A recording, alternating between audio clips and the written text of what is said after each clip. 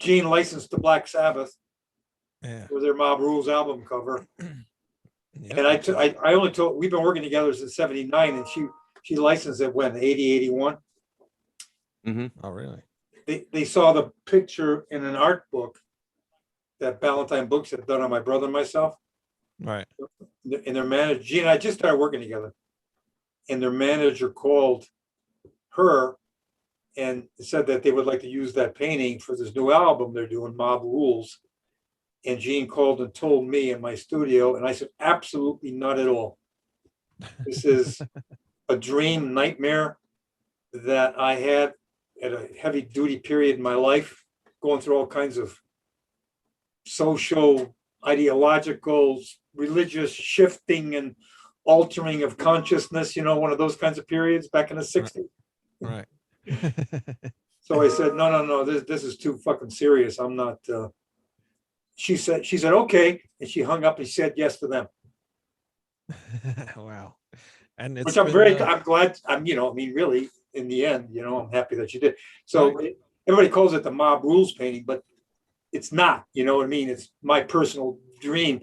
So I just told Gene a couple of weeks, a month or so ago, that actually the painting that they used, that she licensed, was an initial concept that I had. I fully intended to paint it larger at some point. So she said, okay, paint it. So yeah. I started painting it again. And it looks pretty good. Here's the album cover with the Black Sabbath and the logo and everything on there. I'm not trying to cop. It's obvious. You can see it's the same setup. I use the same image. Yeah. And I see some different color textures in the new painting. Yeah. And there's going to be a lot of new stuff. I mean, can you see this corner over here? Mm-hmm. See that slaughtered animal? Yeah. Yeah. So there's going to be a lot more of what these guys really are. Right. In the nightmare, I was walking along through this shithole ass end of the city, kind of like thing, all the sewers dumping, you name it, and all these weapons of torture and destruction through the ages. And when I saw this stretched skin, I knew that was their last victim. Right. Yeah. And I was next, and I woke up. And so I sketched it. It's like, so the 5 hooded figures are looking at you. Oh yeah. Oh shit. Yeah. Oh. And it's time. I've done dream images, and you don't really grasp you get the gist of it for sure. You know what's going on there, kind of. But as I start to paint it, it just starts to reveal itself more and more. And obviously, these are the eternal Nazi. Right. Personification of hate. Right. Butcher, the butcher, the orc, through time, through history, to the present moment, and on. And so when Gene suggested I redo it or start it over, it's like I'm excited to do it at the same time. I'm terrified to do it, or I really don't want to face it, because I know all the shit that's going on now will show up in this, and I've got to, you know what I mean? That's going to be very troublesome. Right. Yeah. So got it. I'm in it, and I'm doing it, and it's not the kind of thing that I'm rushing through it. I work on it for a while and then go and work on other projects that I'm doing. And anyway, so that's what that is. All right. Well, that's an awesome intro. Welcome to Rat Style Review, everybody. You got your host, Wayne Noon, Lou Mavs here. We got the great Harry Barnett saying hello from the UK. Our special guest today is the great artist himself, Mr. Greg Hildebrandt. And he is the gentleman that painted the famous album cover for Black Sabbath, The Mob Rules, their second album with Ronnie James Dio, first album with Vinny Appice. But just to remind you, the name of the painting is not The Mob Rules. It's called Dreams Part 1. I'm not, it's like the kind of thing, titles to me, I call it the crucifiers. I mean, in a sense too, I was talking with a good friend Keith, who works with us, Gene. These guys, I knew in the nightmare dream that these guys, these beings, are clothed in the hides and skins of all their victims. That's what composes them. Yeah. They're murdered, butchered victims. So it's kind of like cloaked in the flesh of their victims, could be the title. You know? That really provides a whole new perspective, because I thought it was just dirty cloths they were wearing. I didn't take it into account that it might be flesh. It's a, you know, when you're in a nightmare dream, you there's no words, but you know what's going on. You know what's happening. You understand it. Right. Yeah. So it's like, in any event, you know, they used it, and of course, then heavy metal used it in the animated 1981 film. Mm-hmm. The music, I mean, not the art. So I'm working with heavy metal again now, magazine. Yeah. I mean, I did covers back in the day, back in the 80s, early 80s, a bunch of covers. Yeah, that was the heyday of the magazine, which is still in publication today, which is great. Oh yeah, the new owners, man, they're fantastic. I love them. These new guys they're you guys' age. You know what I mean? They're fantastic and energetic and creative and imaginative, and they're into doing all kinds of stuff now. And they're reissuing the book's out, printed now. They reissued that my first cover, which was the girl, Angel of the Gods, we called it. She's laying in a field of calla lilies with the unicorns over her, looking down at her. Okay. And that was February of 82. They just reissued it for their 40th anniversary of that painting. So that's coming out now. That's out right now. And Who are the owners now? I think at one point it was Kevin Eastman, right? He was like the no longer. Matt Mendes, the CEO, who is I mean, my God, the guy's a freaking genius. I mean, he's wild and imaginative. He's a writer. He's a creator. You know, he's a creative guy. And I work with him a lot. And Gene and I are both working with him. And he's great. We're having a ball. So we've got a bunch of stuff going with them, you know, which is fantastic. You know? Getting back to this iconic album cover here, I noticed there's a face in the middle. Did they add that to the album cover, or was that like the original? I did. After Gene told me, she licensed it, and I calmed myself down. I said, okay, fine. They suggested it. And notice in the album cover, I got the chain hanging here. In the original painting, there's not a cross there. There's a hook, like a meat hook. Right. I was thinking more vicious, like a meat hook kind of like thing, you know? Yeah. And they made these suggestions. They suggested a face, and then I painted the lettering on an overlay. I did that all on an acetate overlay. I painted the lettering too. And so there were little additions like that and there was a big, I never heard of this.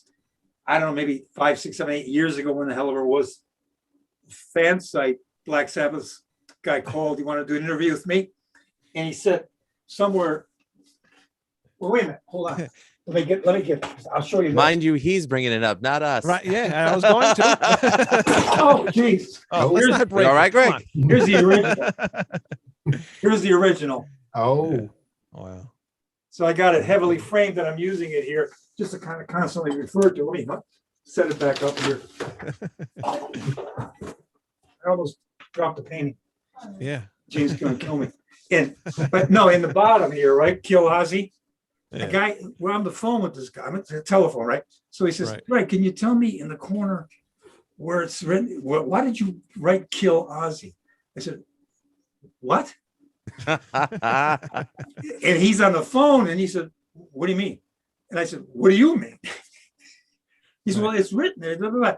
Go look on the website. So Gene pulls it up, and there it's like, kill Ozzy. Yeah. I said, Right. I have no freaking idea what the hell you're talking about. You're looking at images remember when Spock is stoned and seeing all the dragons in the clouds and everything? It's like, no, it's not there.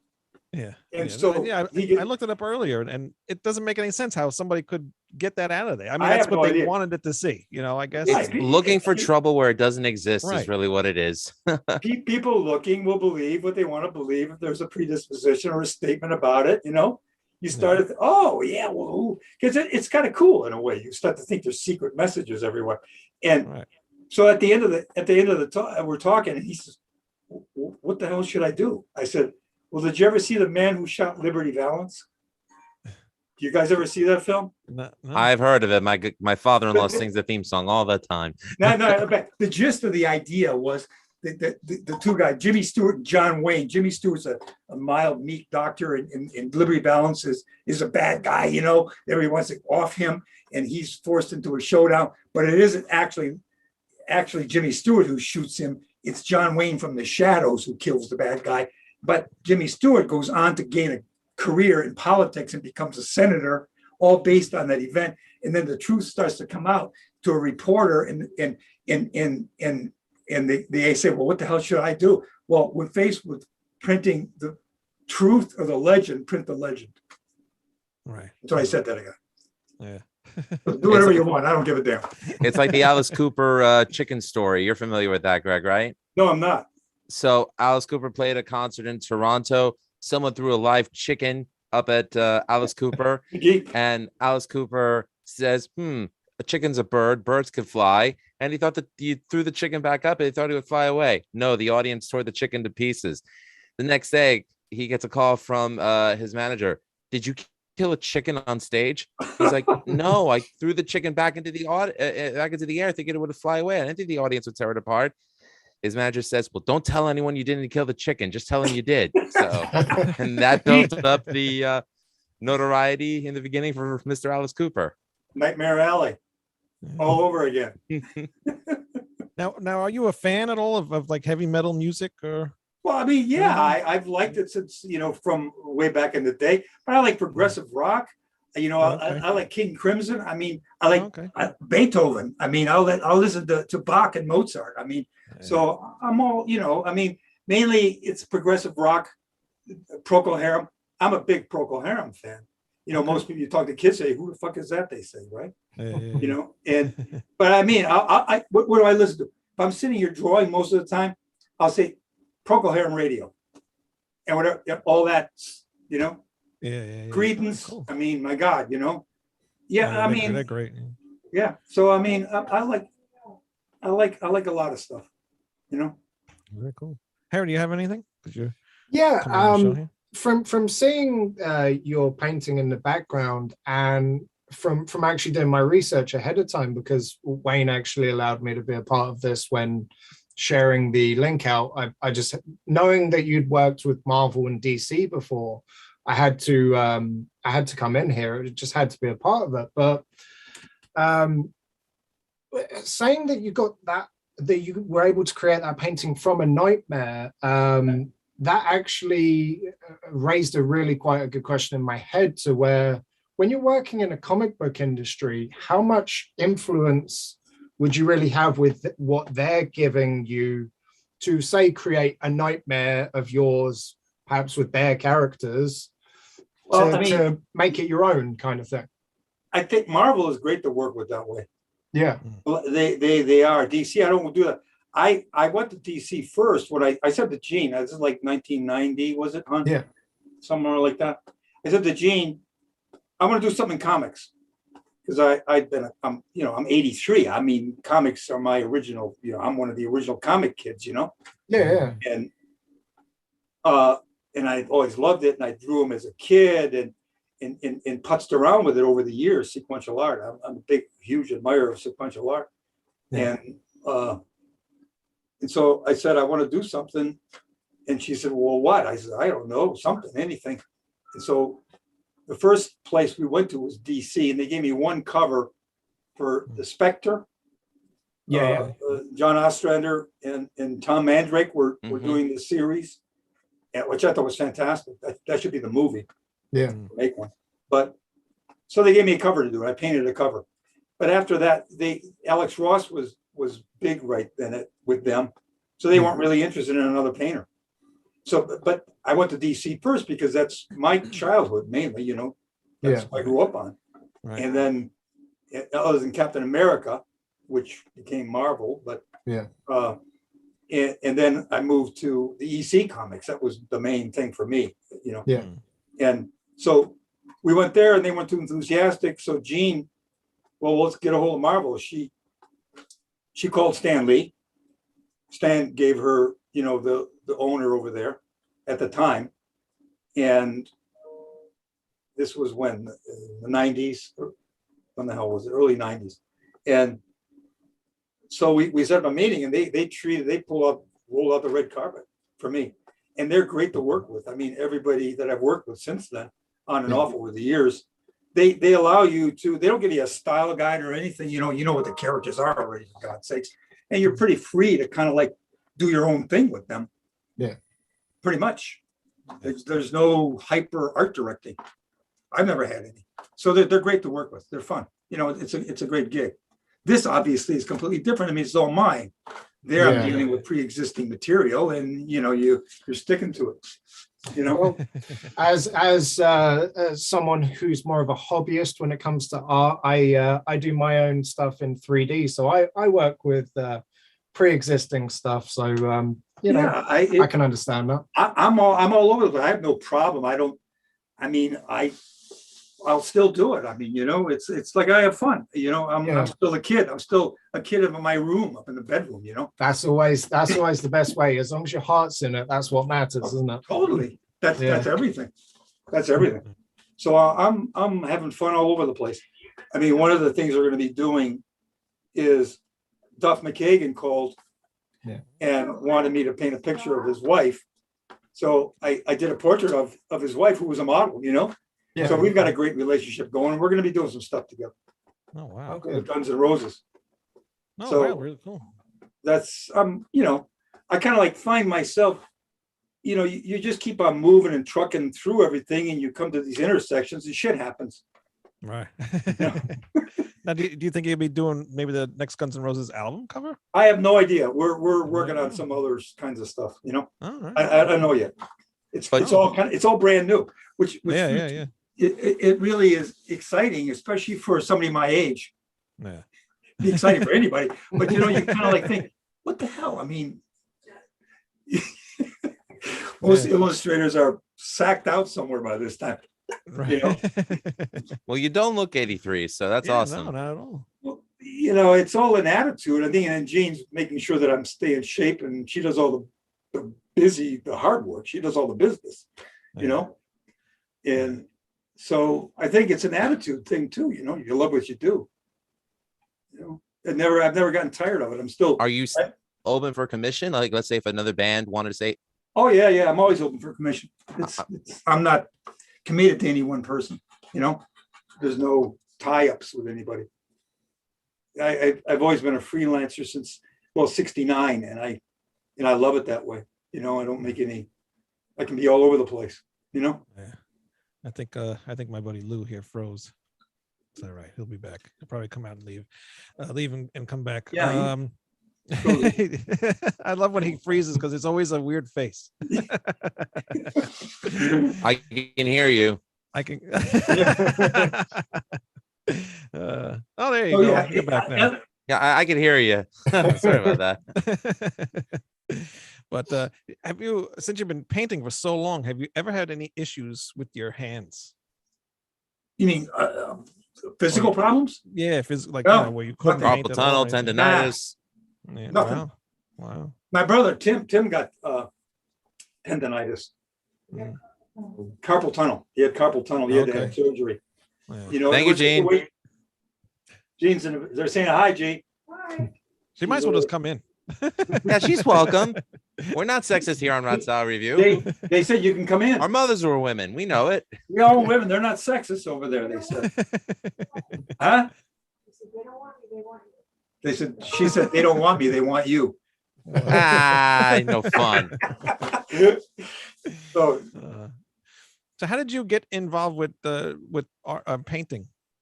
Like, was that something your parents did, or no? They weren't artists. I was born and raised in Detroit, Michigan. I was born in 39 in Detroit. So I grew up on the east side. It was like a working class neighborhood all through the 40s. Tiny little house. It was great. It was like my memory, it was all like Italian, Belgian, German, first, second, third generation, that kind of thing. Right. And it was everything was related to the auto industry, you know, whether you worked directly for them or whatever business you were in. And Tim and I both were in, I think the first stuff that we were copying was comic strips, looking at, because that was the stuff that you're seeing every day coming through the door, you know, the newspaper.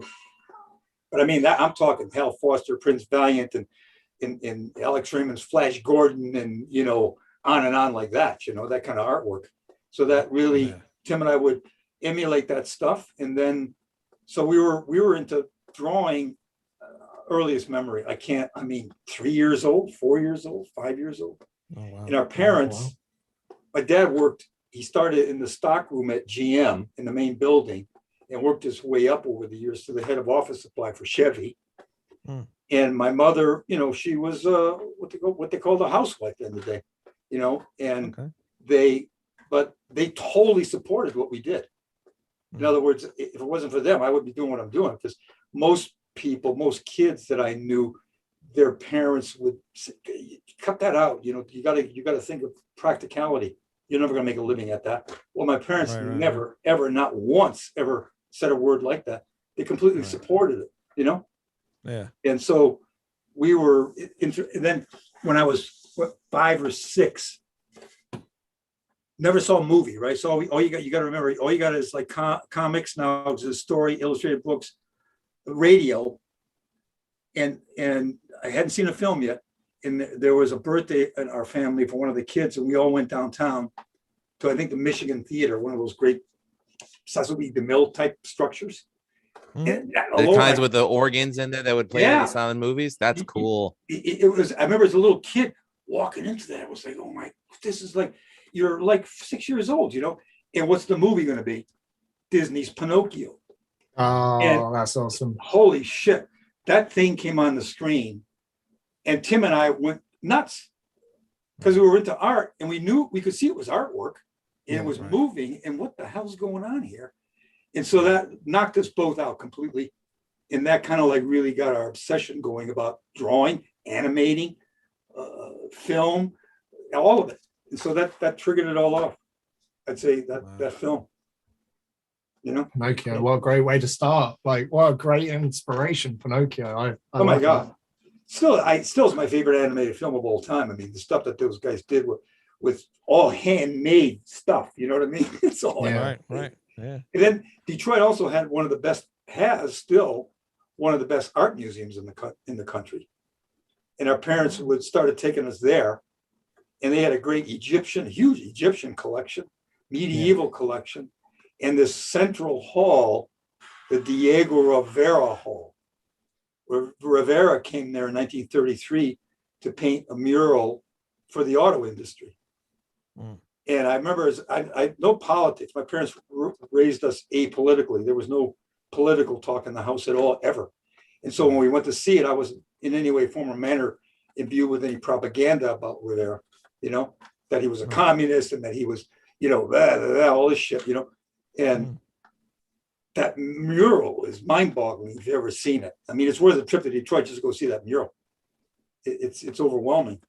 You can see there's, even as a kid, the images are all over, and it's very somehow juxtapositional and sequential, and it's really mind-boggling, you know. So that had an impact on me, and in general, illustrated kids books, Gustav Tenggren, all the you know, Howard Pyle, N.C. Wyeth, those illustrators. My parents had a bunch of illustrated books. All the Burroughs books. J. Allen St. John's illustrations for Pellucidar and you know, John Carter of Mars and everything. That's the stuff that I grew up on. So cool. And I never stopped drawing or painting. Tim and I made stuff. We made puppets. We made masks and costumes and miniature sets, and finally 8mm movies of Martian machines coming down the street, blowing up the city. With our own pyrotechnics. This was crazy. This was 1950s. Wow.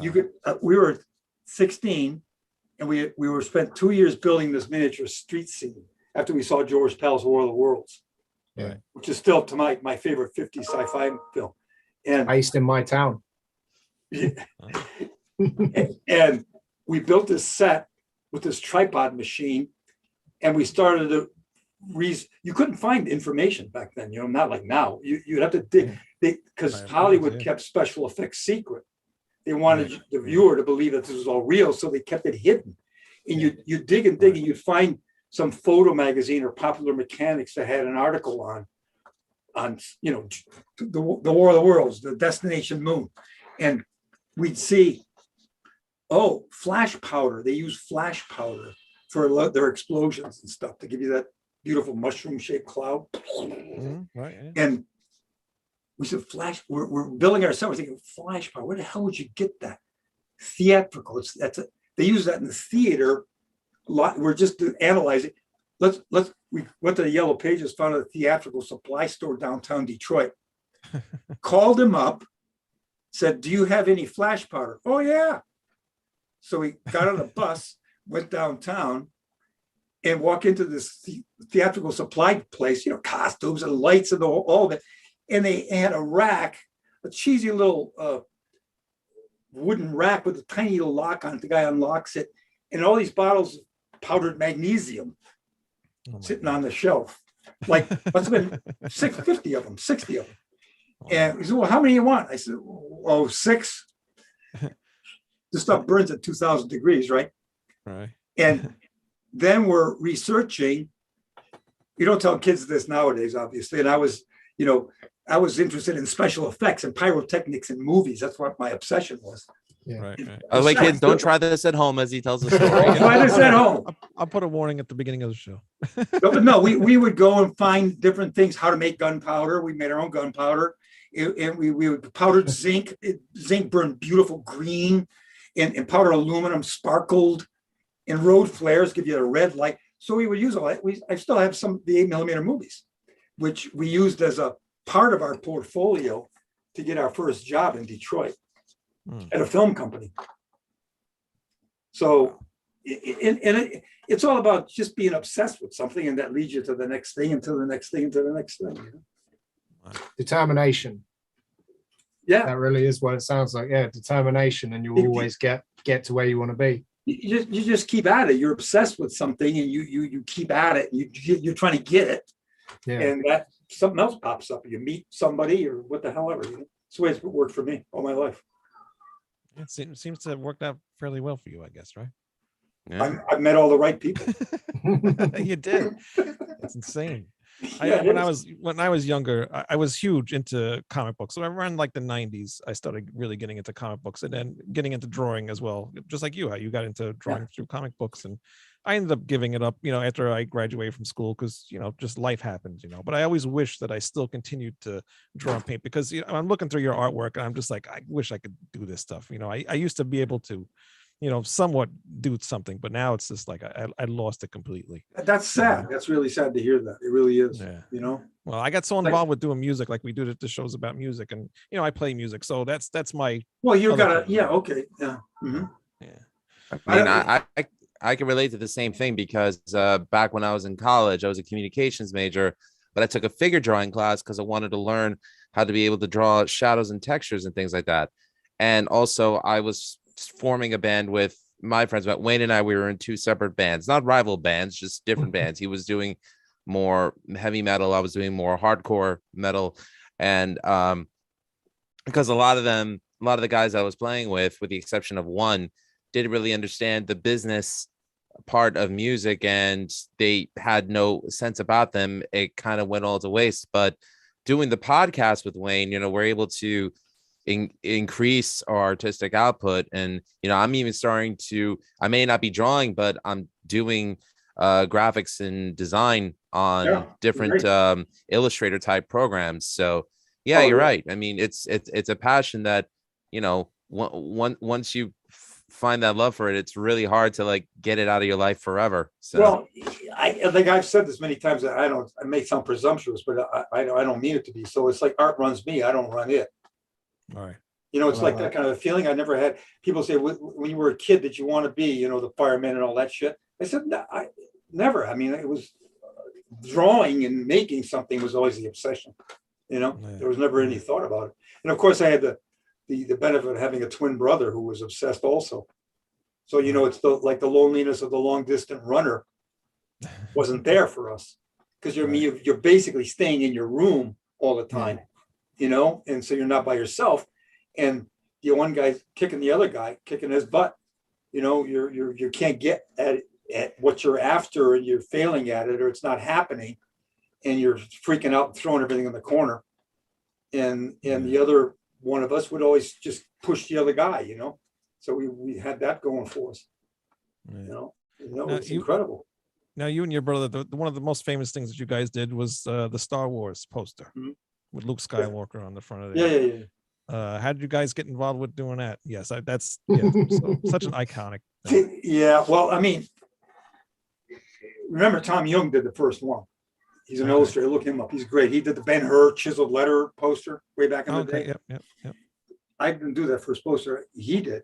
Anyway, the way it happened, Tim and I were doing a lot. We had done film, we had animation in Detroit, industrial film, working with Max Fleischer animators. They were friends of the man who ran the studio in Detroit, who was the biggest in the country, industrial film producer, and animation, live action, and film strip. And what the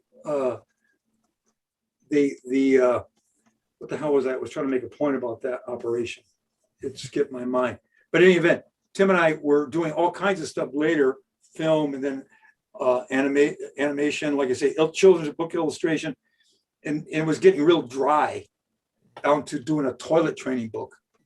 I mean, you know what I mean? We're doing as an illustrator, you just took every job that came by. Boom, yeah. I had 3 kids. I'd make a living, and so we said, let's go after something else. Let's go after movie posters.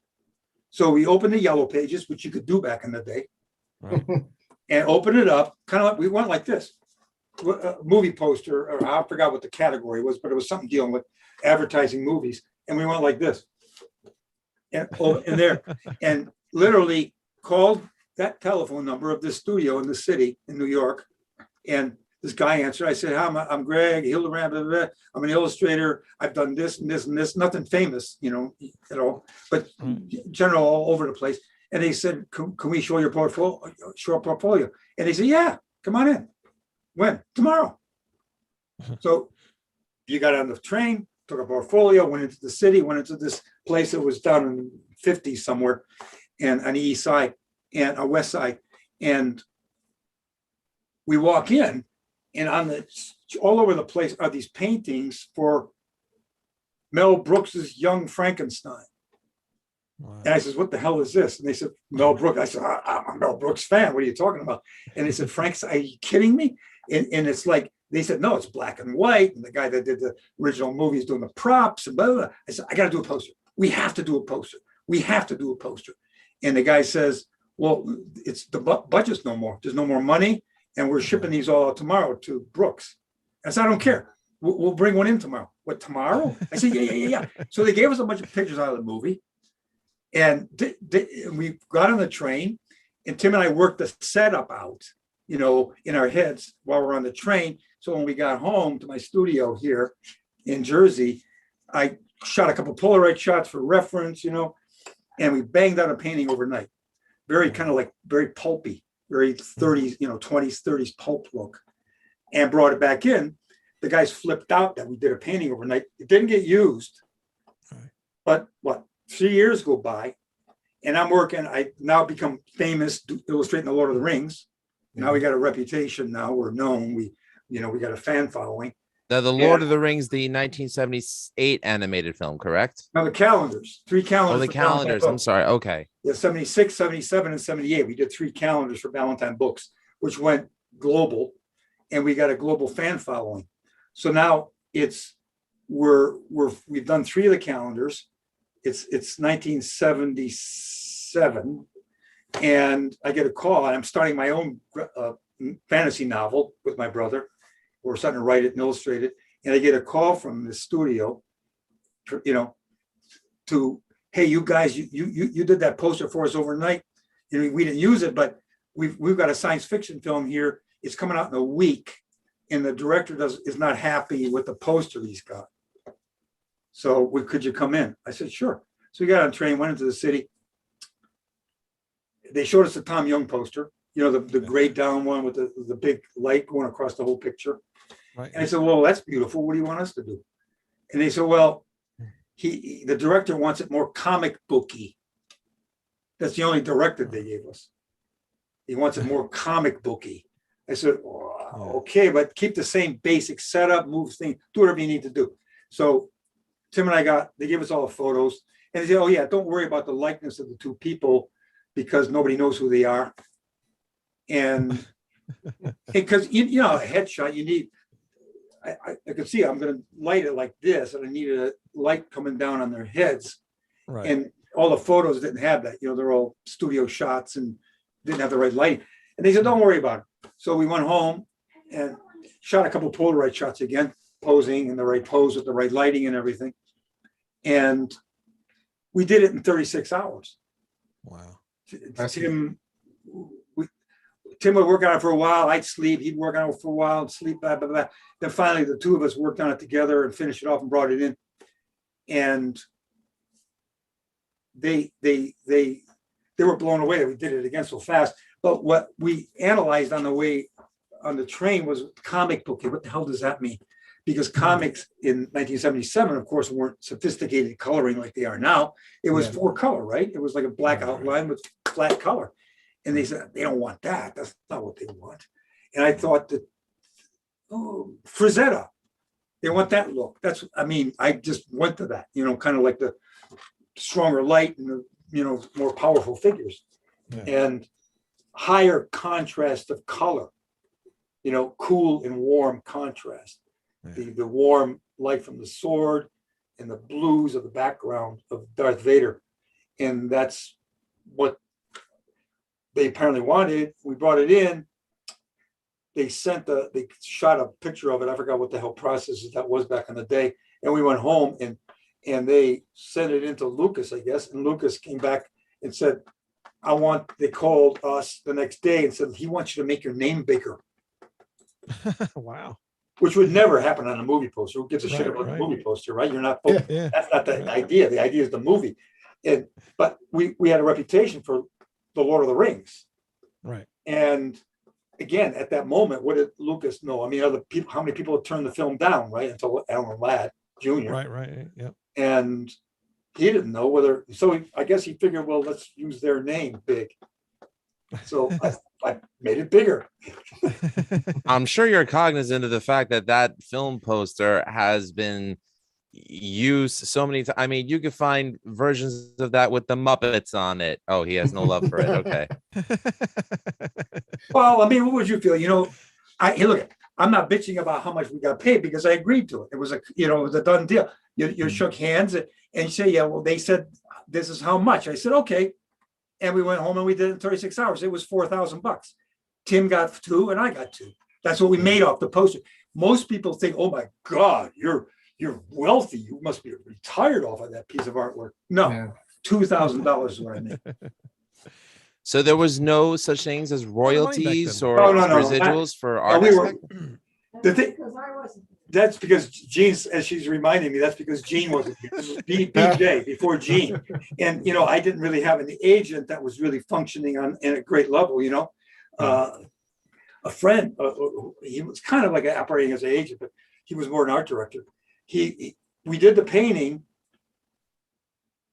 Our handshake agreement with the guys at the studio was one sheet outside the theater, and newspaper ads. So then the movie comes out. You guys are too young to know. The world turned upside down over that movie. I mean, it was like, BC and AD. I mean, literally. Right. It was the whole world went stark raving mad over that film. And suddenly, my friend in the city calls and says, Greg, I just saw your poster walking around everybody's t-shirts. It was like 2 days afterwards. You know what I mean? Wow. It was out now for sale as a poster. They sold that poster that we did in the stores as the poster that you could buy and take home. Right. And my friend calls and says, well, wait a minute, I got a lawyer. maybe I should talk to him, because we hadn't signed they had a single letter agreement between us and the studio and the ad agency, and I hadn't signed anything yet. Right. So the guy called, his lawyer calls, and I explained the deal and the agreement that we had, and now it's a product, many products ultimately, still a product. Right. Still, And he said, maybe we can get something out of this. So I said, oh, okay, what the hell do I know? I never met a lawyer in my life. You know what I mean? I was not involved in anything. I didn't have my own lawyer. And right. So a week's going by, 2 weeks is going by, nothing's happened. I call the guy. He's, well, and I don't know, 2 months, 3 months is going by. And I'm getting anxious now because I'm figuring I'm going to be blacklisted in the business. And I am. I'm really getting uptight about it. And I'm getting no money, getting paid for the job yet. Yeah. And finally, the lawyer calls me. He says, well, here's the deal. They said they'll spend $1 million fighting this because they don't want to set a precedent. Because what I was asking for was ownership of the actual painting, which should have never left my hands to start off with. Right. I didn't even own the actual painting. Wow. And some sort of a share on the product, because that was not our agreement. Yeah. And they said they'll spend $1 million or more to fight you. So unless you got $1 million to fight them, forget about it. Yeah, And I said, well, what the hell should I do? And the lawyer says to me, here's the lawyer's name at 20th Century Fox. That's who made the film. He said, call him and plead that you're, like an artist that got talked into it by a hotshot New York lawyer. So I said, oh, I got it. So I kind of get myself, call the guy. I called the lawyer. I said, hi, hey man, this is Greg Hildebrandt. He said, oh. I said, hey man. Good timing. That's some good phone you got. Wait a minute. So I get on the phone with the guy. Hey man, it's like I don't know shit, man. I met this lawyer. I'm talking like that to the guy. And he said, oh, okay. And I said, so we want to drop this whole thing. He said, okay. Well, first of all, we want to tell you we love the poster. And how much did you agree to? I said, $4,000. Well, double. I said, okay. So that's it. It's a done deal. They send the piece of paper over me to sign. And I sign the paper. The lawyer calls me and tells me he's sending a bill for $4,000. Oh. So I end up with $4,000 anyway. Yeah. So it never went anywhere. And shit like that's happened. They use that picture all the time. I never met, I did some other projects with them, with Tim, the Shadows of the Empire. And we went to the ranch and everything and met everybody, and they were great. I mean, they were great to us. And Gene, by now I'm working with Gene, and she'd got a good deal on this particular project, with Topps. It was a trading card set for Topps. They were doing that stuff. And, but I still never met Lucas, and it was like, I asked, when I was there to meet him, and it was like you were asking to meet the great and powerful Oz, kind of like the feeling I had. It's pretty. I mean, whether he's that way, I don't know. I never met the guy, Right. Yeah. So, and you see this kind of shit a couple of years ago, and Jesus try, you can't get anywhere. Some toy manufacturer, a major one, puts out a doll of Darth Vader in a fucking box. He's painted the colors that I used when I painted my Darth Vader in the poster. Oh, wow. And it says the Hildebrandt Darth Vader.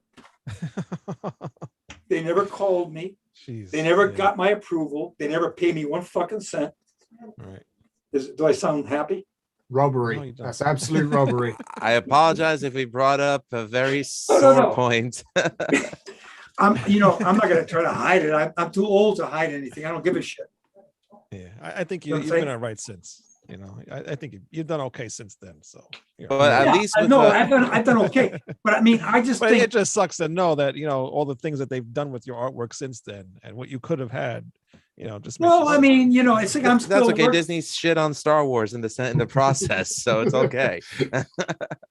It's all. I mean, I've got a lot. I've got integrity. Gene's got integrity. I expect people to work with integrity. Right. Yeah. Whatever. Well, that's what happens. I Unfortunately, enjoy the greed shit out of becomes what a I do. factor. What's that? Yeah, and that's all. Greed becomes a factor, and it's a shame. It doesn't have to be, man. I've done a I lot agree. of shit. I've done a lot of stuff, big name stuff. I am not greedy. Yeah. I would never fuck somebody else like that in business or another artist, for God's sakes. Just would never do it. You just want what belongs to you. Yeah. Live and let live. I mean, be fair and just, justice, Exactly. I agree. And again, don't get me wrong. I'm not an angry guy. You can, I think, see that, right? I just tell the facts what they are, and there they are, and that's what happened, and that's the truth. I enjoy the hell out of what I do, But with the Mob Rules album cover, your painting that was licensed. That Right, that was licensed for that one use, and still, sad to say, guys, they still use it, and I don't get anything out of it. And Gene's contacted them to kind of like say, hey, look, I don't understand this. I really don't. Well, I'm glad I didn't wear the T-shirt then. Anyways, Yeah, you see, I get No, nothing. but out I of do that. have this mug, and I do have this calendar, and I. fanboy. No, I'm glad. Don't get me wrong. I don't believe me. I appreciate the music. I can separate myself from that. You get me? I do. Yeah, I totally. really can separate it all. It's no big deal.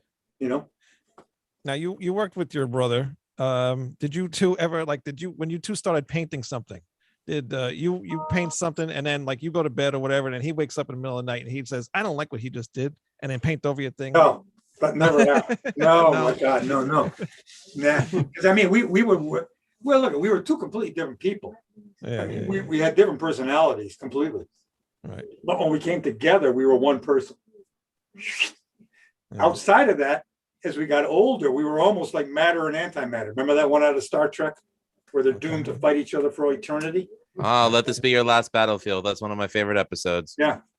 It's really, whoever wrote that must know twins to some degree, because I mean, there's this kind of like war between being individualism that goes on, where there's a lot of benefits from it, huge benefits from it, right? Like I say, creatively working at artists, but you're always treated as a single unit. So you're not really a whole person yourself.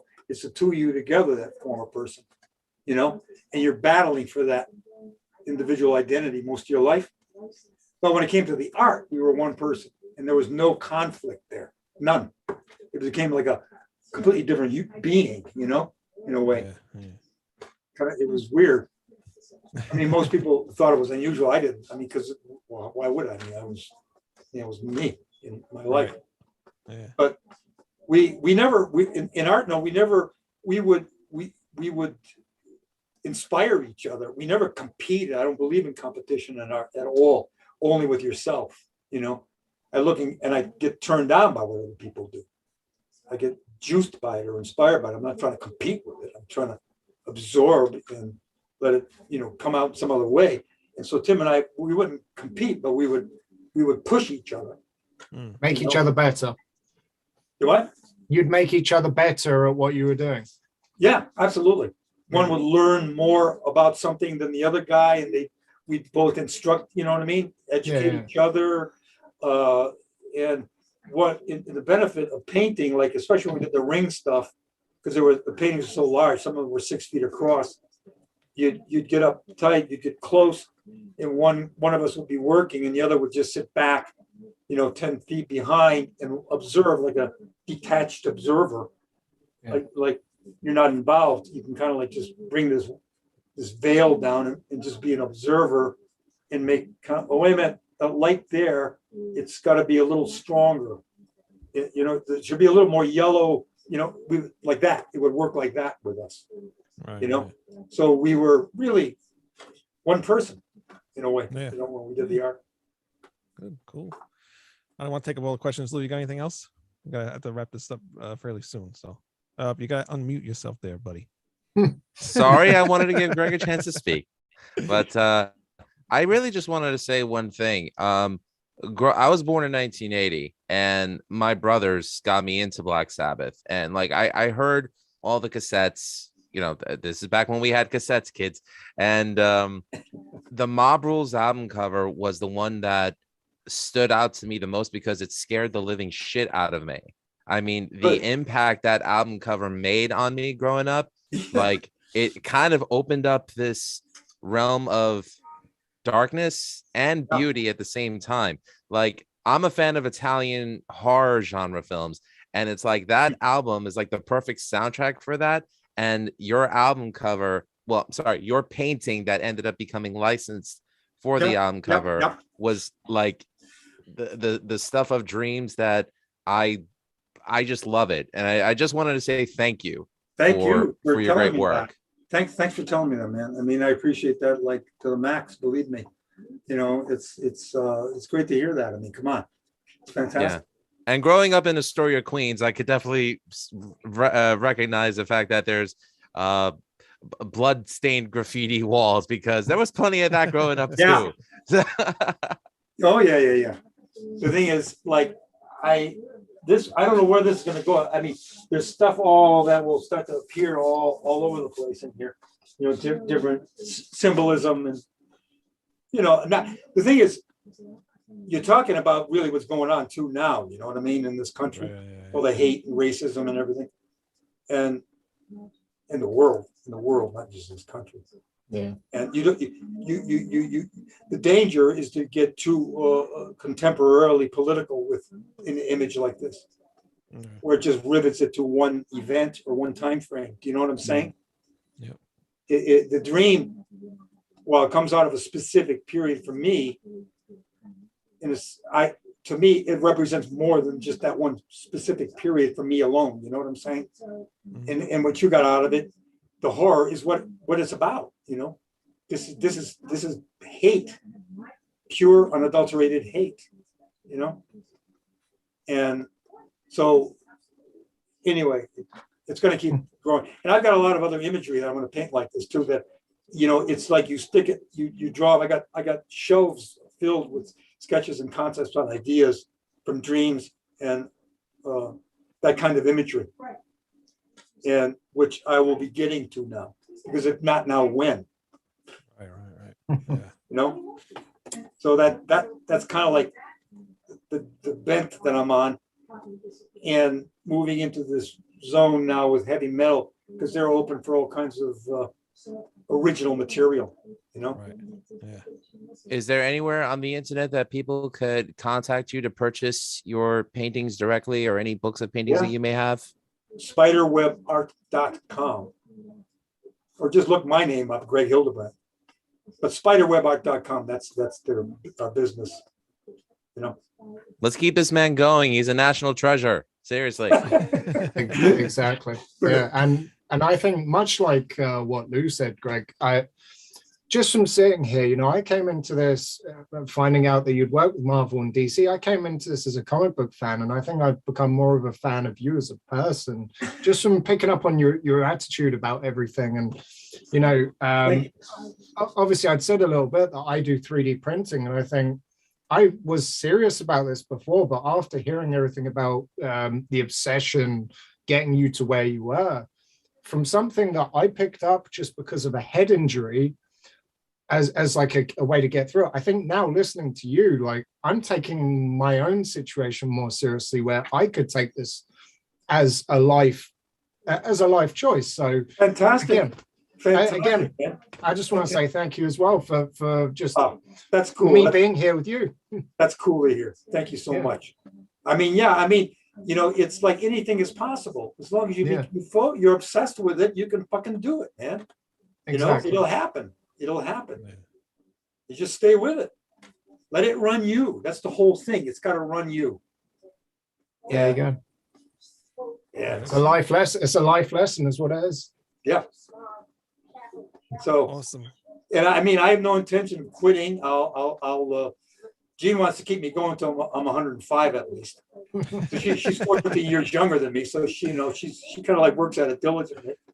And And does Jean do any kind of painting or anything? oh, yeah, she's a good artist. She's Okay.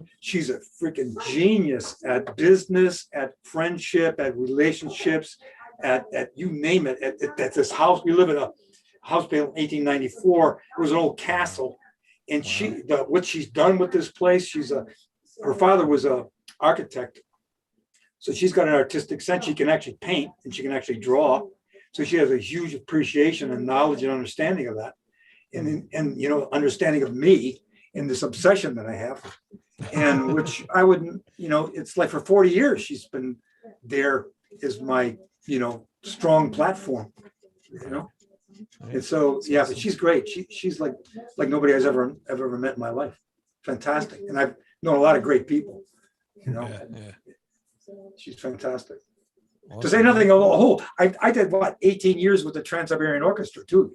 Oh yes, yes. I wanted to bring that up. We gotta get you back on the show again because we have another guest coming on at 8:30. Working with Paul O'Neill was a trip. I'll tell you. Yeah, that guy, he was incredible. Start way back with Sabotage and everything. Yeah. So, were you a fan of Sabotage? I'm a huge. Oh yeah. Oh God, yeah. Way back. Oh, absolutely. Yeah. Paul started with Aerosmith. Right. And he went on to produce, and then anyway, he was a genius. He really was. He was moving into theater, and then he died. God damn it! Holy shit! But he was rock theater, which is going to be his whole new opening and direction. Which was he had one that he was composing on the Russian Revolution, which is the music that I've heard over the last few years is incredible. In any event, that's a whole other area. We definitely want to get you back on the show again because we're running short on time. But sure. I really appreciate you coming on the show. It's been a lot of fun. Thank you, guys. Thank you for having me on your show. And a big thank you to Jean for helping us set this up. Jean, thanking you. Yes, tell her thank you very much. Here. And tell her to look out for my email because we will be having you back on the show again. Fantastic. I love it. Thank you so much, you guys. Not a problem. Okay. All right. And then what was it? Spiderwebart.com, right? Yep. Everybody, please go there and go buy Greg's pictures and everything. And you have calendars actually, right? Calendars, prints, books, all kinds of stuff, private commissions, you name it. I mean, all kinds of things I do. Awesome. Very cool. So everybody go spend your money at Greg's website. And go check out our website, ratsaladreview.com, musicisLifepodcast.com.